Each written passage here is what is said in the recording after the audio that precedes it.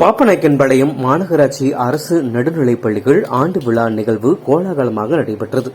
இந்த நிகழ்வில் மாணவ செல்வங்களின் கலை நிகழ்ச்சிகளும் பாரம்பரிய கலைகளான சிலம்பம் உட்பட பல்வேறு விளையாட்டுப் போட்டிகள் நடைபெற்றது. இந்த ஆண்டு 8ஆம் வகுப்பு படித்து முடித்து உயர்கல்வி படிப்புக்காக வெளியே செல்லும் மாணவ மாணவியர்களுக்கு நினைவு பரிசுகள் வழங்கப்பட்டது.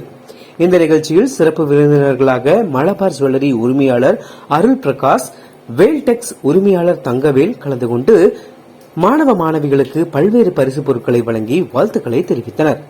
இந்த நிகழ்ச்சியை தலைமை ஆசிரியர் மலர்விழி மற்றும் இருபால் ஆசிரியர்கள் சிறப்பாக ஏற்பாடு செய்திருந்தனர். இதில் மாணவர்கள், பெற்றோர்கள், பொதுமக்கள் என ஏராளமானோர்கள் கலந்து கொண்டனர்.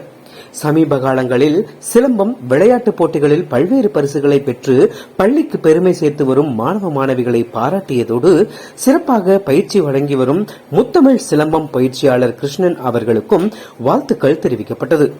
பரிசுகளை வழங்கி மாணவ மாணவியரை ஊக்கப்படுத்திய விருந்தினர்களுக்கு ஆசிரியர் பெருமக்கள் சார்பாக நன்றி தெரிவித்து கௌரவப்படுத்தினர்.